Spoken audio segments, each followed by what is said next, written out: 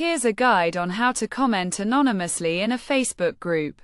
Keep in mind that this feature is relatively new and may not be available to all users yet. Whether or not you have access depends on the specific group's admin settings. If the feature is enabled for the group, you'll be able to use it. Otherwise, it won't be accessible. To comment anonymously, start by opening Facebook and logging into your account.